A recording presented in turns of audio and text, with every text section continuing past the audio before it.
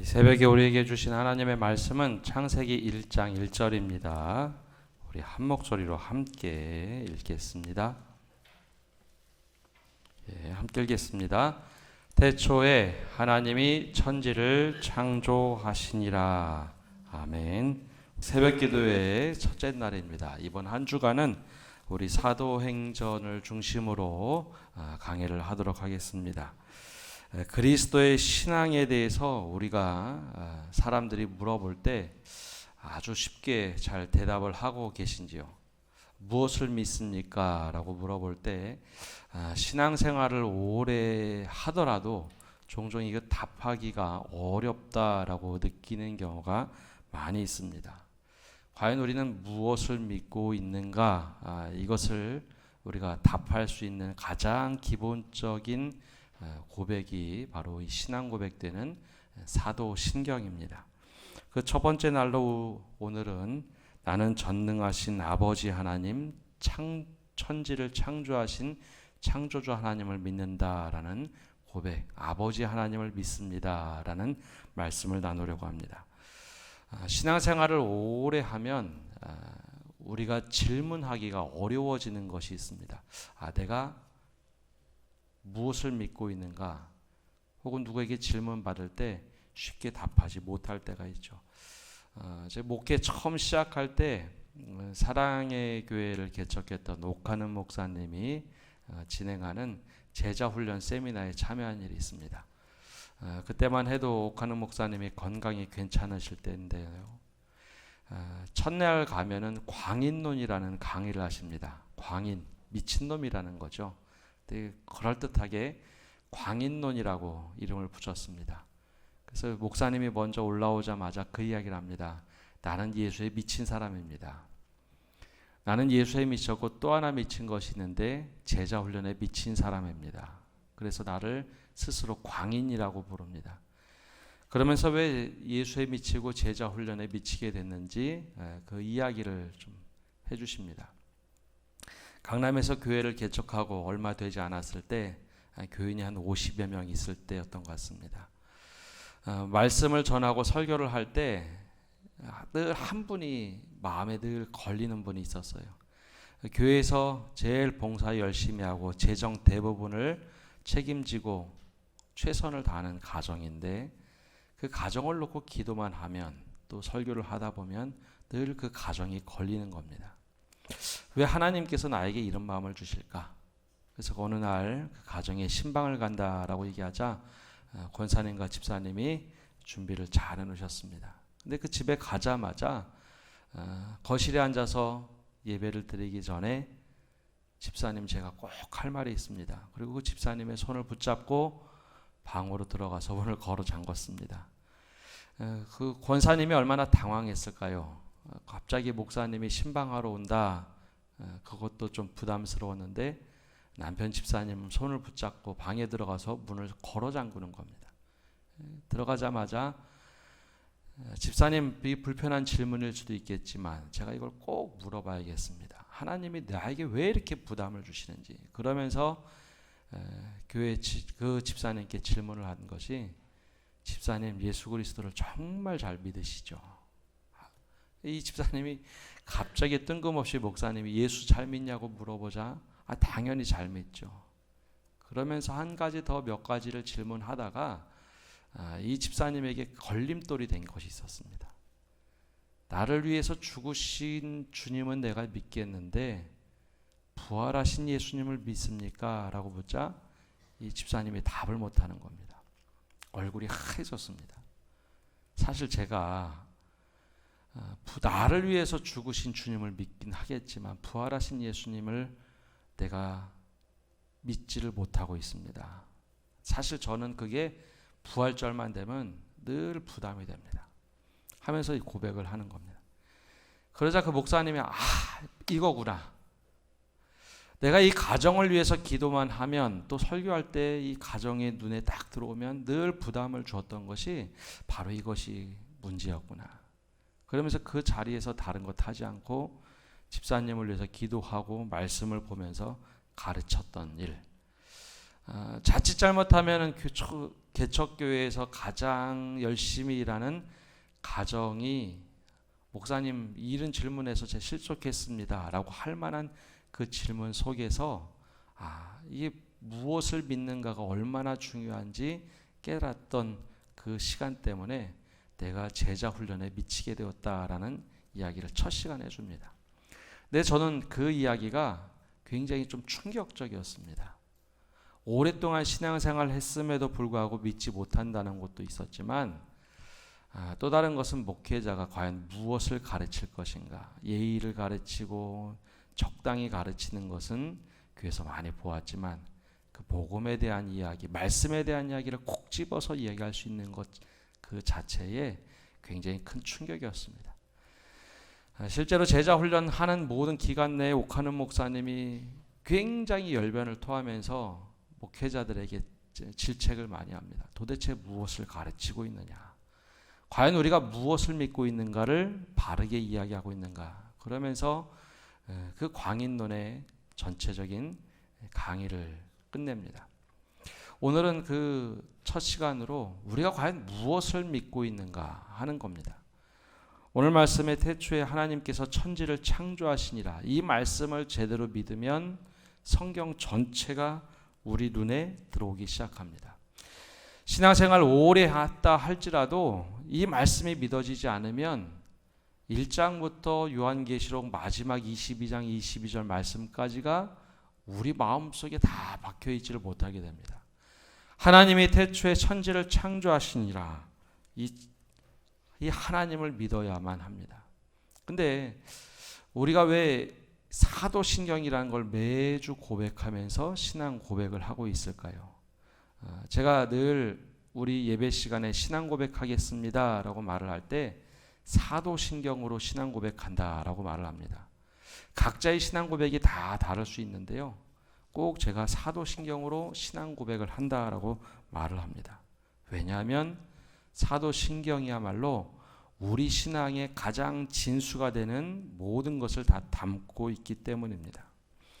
왜 사도신경이 무엇이길래 우리는 신앙 고백을 한다고 하면서 베드로의 신앙 고백, 즉 그리스도는, 주님은 나의 그리스도시요 살아계신 하나님의 아들이십니다, 이 고백만 해도 될 것 같은데 왜 우리는 신앙 고백을 하면서 왜 꼭 사도신경으로 신앙 고백을 할까요?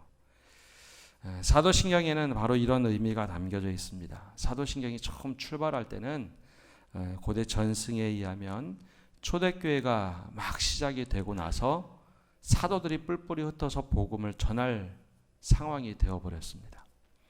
그때 사도들은 무엇을 우리가 가르쳐야 될까라는 것을 고민하고 신앙의 가장 기초, 무엇을 우리가 전하고 무엇을 믿게 하고 무엇을 가르칠 것인가, 그것을 담아낸 것이 사도신경의 효시라고 얘기합니다. 사도들이 예수님께 직접 받았던 말씀, 그리고 우리가 이제는 증거해야 하는데 무엇을 가르칠 것인가. 그래서 사도들은 예수님께서 직접 가르치시고 죽음과 부활을 목격한 이들로 우리가 이것만큼은 꼭 가르쳐야 되겠다 했던 것이 바로 이 사도신경의 모든 것을 담고 있습니다. 그래서 거기에 보면은 삼위일체 하나님을 고백합니다. 창조주 하나님, 아버지 하나님을 고백하고 독생자 주 예수 그리스도를 고백하고 성령 하나님을 고백합니다. 그리고 공교회가 어떤 교회인지, 그리고 우리의 미래가 어떻게 되는지, 그리고 우리는 어떻게 살아가야 되는지, 그 모든 것을 담고 있는 것이 사도들의 신앙 고백이었죠. 전설과 같은 이야기이긴 하지만 전설에 의하면 이런 얘기가 흘러져 내려옵니다. 12명의 사도가 야, 우리 하나씩 고백 좀 해보자.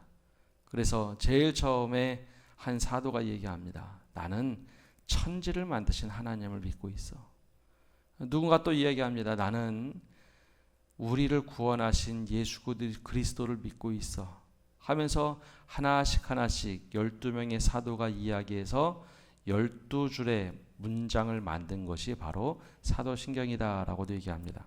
근데 사실 이것을 다 이렇게 믿는 사람은 없습니다. 그러나 이 전설에 의하면 그렇게 사도들이 집대성에서 만든 것, 이것이 바로 사도들의 신경입니다.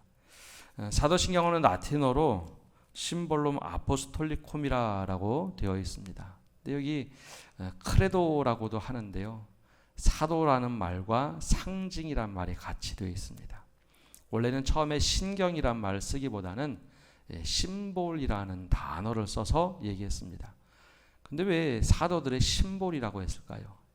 상징성, 심볼이라는 것은 그 모든 의미를 압축해놔서 이것만 가지고 있으면 내가 이걸 지키고 있다라는 것을 상징으로 보여주는 것을 말하죠. 초대교회에는 상징 하나가 있었습니다. 바로 익두스라는 물고기입니다. 혹시 그런 이야기 다 들어보셨죠?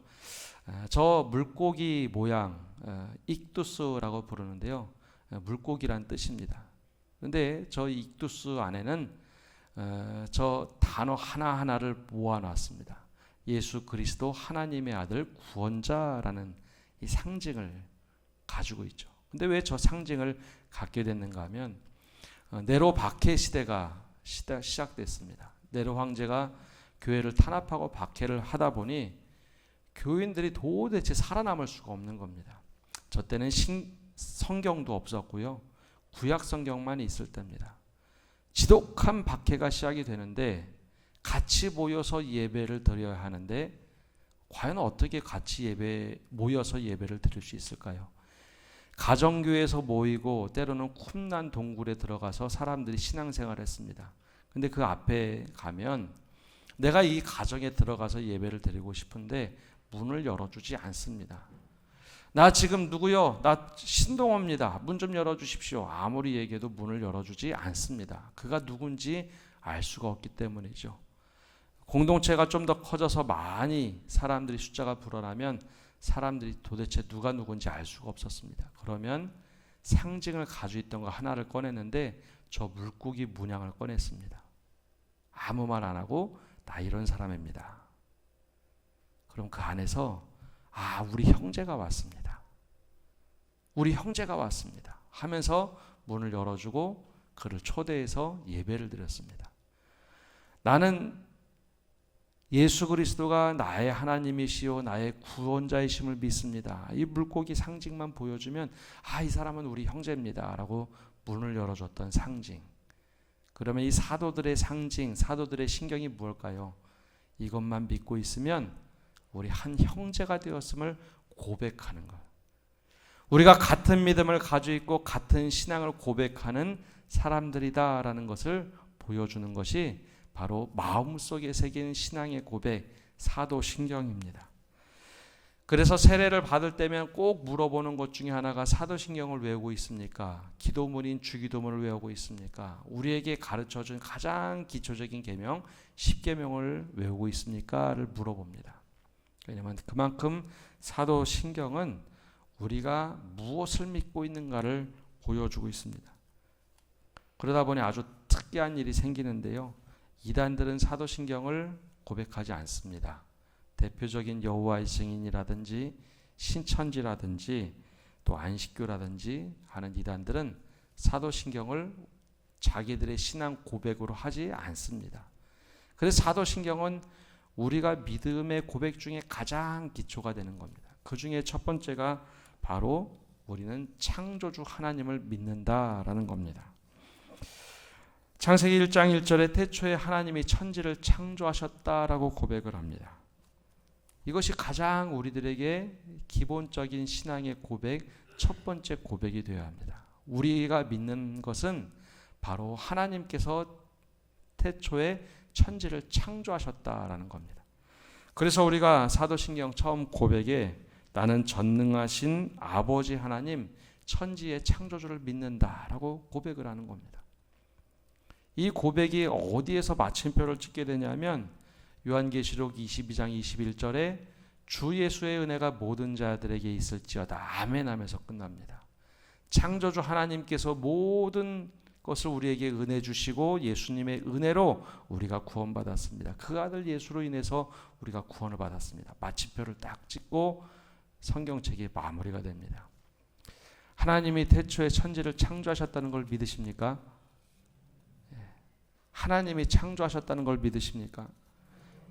그러면 성경 전체는 나를 향해서 끊임없이 수많은 말씀을 쏟아내고 있습니다.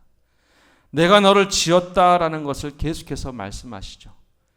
시편 24편 1절에도 땅이 거기 충만한 것과 세계 가운데 사는 자들은 다 여호와의 것이로다 라고 말을 합니다. 세상의 모든 것이 다 내 것이다. 근데 그 세상의 모든 것을 어떻게 만드셨다고요? 하나님이 만드시고 그 가장 마지막에 사람을 만드십니다. 하나님이 빛과 어둠을 만드시고 해달 별을 만드시고 땅과 물을 만드시고 모든 것을 다 지으시고 식물과 동물 만드신 다음에 마지막 순간에 사람을 만드십니다. 그리고 나서 야 너희가 이 세상에 충만하고 이 세상을 다스려라 라고 말씀하시죠. 왜 그럴까요? 우리를 중심으로 해서 만드셨기 때문입니다. 하나님께서 우리를 위해서 모든 것을 만드신 다음에 야 너희에게 이런 선물을 주었으니 너희 것을 잘 관리하고 다스려라. 하나님이 우리에게 이 모든 세상을 주셨습니다. 이것이 바로 우리를 만드신 목적입니다. 이 고백을 가장 잘한 사람이 저는 구약 성경에 욥이라는 생각을 합니다. 욥이 어떤 고백을 하는가 하면 지독하게 어려운 상황에 처했죠. 가정을 잘 이끌어가고 있었는데 재산이 완전히 사라졌습니다. 자녀들도 죽게 되었습니다. 자신도 몸에 병이 들었어요. 그러자 아내도 계속해서 저주를 합니다. 그때 욥이 이런 고백을 합니다. 내가 모태에서 알몸으로 나왔사온즉 또한 알몸이 그리로 돌아가올지라. 주신 이시도 여호와시요 거두신 이도 여호와시니 여호와의 이름이 찬송을 받을지니라. 주님, 내 생명이 주님으로부터 나왔고 내 생명이 주님께 속했습니다. 주신 이도 여호와시요 취하신 이도 여호와시요. 이것이 구약 성경의 굉장한 신앙의 고백입니다. 하나님이 나를 만드셨으니 그거 가져가시는 것도 하나님의 것입니다. 제가 목회하면서 이런 분들을 몇 번 만난 적이 있습니다. 죽음을 앞두고 있는데 전혀 두려워하지 않으세요. 하나님이 나를 지으셨는데 이제 데려가시는 분도 하나님이신데 내가 무엇 두려웠겠습니까? 암투병 하던 한 권사님이 그런 고백을 해요. 내 육신의 몸 하나님이 주시고 정말 잘 사용하라고 지금까지 인도해 주셨는데 하나님이 불러가신들 내가 무엇이라고 하겠습니까? 이것이 바로 창조주 하나님을 믿는 믿음입니다. 내 모든 것을 지으신 주님, 내 모든 것을 아시는 주님, 내 생사업까지 주관하시는 주님, 우리가 그 하나님을 믿는 겁니다. 그런데 여기서만 끝나는 것이 아니라요, 하나님을 뭐라고 부른다고요? 아버지라고 부르라고 이야기하십니다. 사실 구약 성경에는요, 하나님을 아버지라고 부르는 경우가 거의 없습니다. 신약 시대부터 예수님이 아빠 아버지라고 부르면서 우리에게 양자의 영을 주시면서 하나님을 아버지라고 부릅니다. 하나님은 우리의 아빠 되시는 분입니다. 한번 해볼까요? 하나님은 우리의 아빠십니다. 하나님은 우리 아빠세요.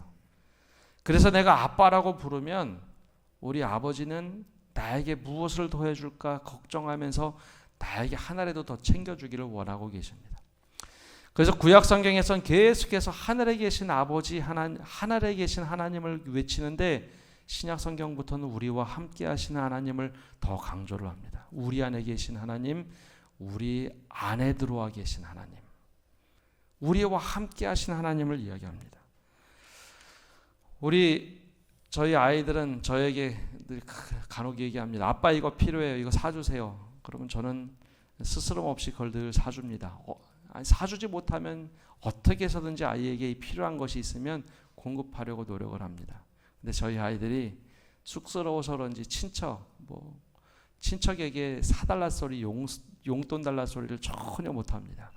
야, 때로는 그런 얘기 해도 돼 라고 해도 저희 아이들은 절대로 친척들에게 용돈 달라 사달라 소리 안 합니다. 꼭 저에게 얘기하죠. 아빠이기 때문에 저는 뭐든지 공급하고 싶습니다. 우리 하나님도 그런 하나님입니다. 그래서 스바냐 선지자를 통해서 하는 말씀이 있습니다.